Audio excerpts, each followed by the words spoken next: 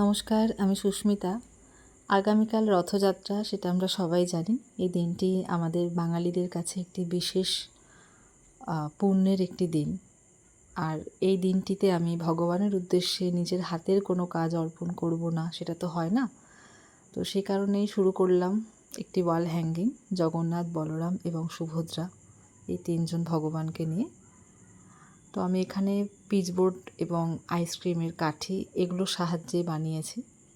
প্রথমে পিচবোর্ডগুলোকে এরকম চৌকো চৌকো করে কেটে নিয়ে আইসক্রিমের কাঠিগুলোকে সমান মাপে একই রকমভাবে কেটে নিয়ে আঠা দিয়ে ওপরে ভালো করে বসিয়ে নিয়েছি। এবং একটি পিচবোর্ডের ওপরে আমি একটি ছোট্ট ফুটো মতো করেছি, যেহেতু এটা ওয়াল হ্যাঙ্গিং হচ্ছে, আমাকে এখানে ঝোলানোর একটা ব্যবস্থা করতে হবে। তো ওটা আগে থেকে ফুটো করে কাঠিটাকে একটু অল্প করে লাগিয়ে নিয়েছি। এরপরে আমি একটা করে প্রাইমার কোট দিয়ে নিয়েছি, যাতে কালারটা ভালোভাবে বসে।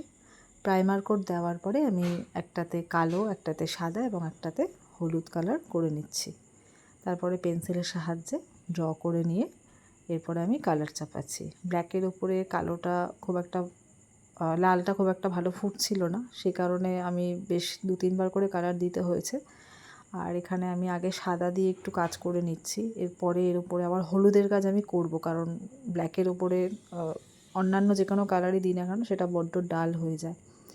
তো বাকি তো হলুদ আর সাদার ওপরে তো যে কোনো কালারই আমরা ফোটাতে পারি। তো এইভাবে বিভিন্ন রকম কালার করে নিচ্ছি। জগন্নাথ দেবকে আমি সাদা করার পরে তার উপরে আবার হলুদের কাজ করেছি। এবং সুভদ্রার সেটা আমি হলুদ করেছি।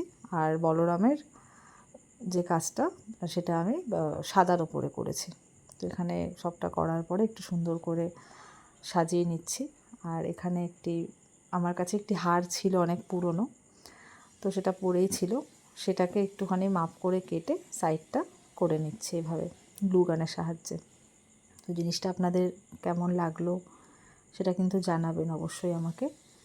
আর পেছনে এটাকে এবার আইসক্রিমের কাঠির সাহায্যে গ্লু গান দিয়ে ভালো করে স্টিক করে নিচ্ছি, যাতে এটা খুলে ঠুলে পড়ে না যায়, সমানভাবে থাকে জিনিসটা। তো তারপরে এই আইসক্রিমের কাঠিটাকে আমি সাদা আর হলুদ দিয়ে একটা কালার বানিয়েছি, দুটো মিশিয়ে বানিয়ে সেই কাঠিটার মধ্যে সেই কালারটা সামনের দিকে এবং পেছন দিকে ভালোভাবে করে নিয়েছি। এরপর ওপরের যে অংশটাতে আমি আগে থেকেই ফুটো করে রেখেছিলাম, সেখানে একটি উল দিয়ে ভালোভাবে বেঁধে নিচ্ছি, যাতে দেওয়ালে ঝোলাতে সুবিধে হয়। তো কাজটা আপনাদের কেমন লাগলো অবশ্যই জানাবেন। আর সকলকে জানাই রথযাত্রার আগাম শুভেচ্ছা। সবাই খুব ভালো থাকবেন। দেখা হবে পরের কোনো একটি ভিডিওর সাথে।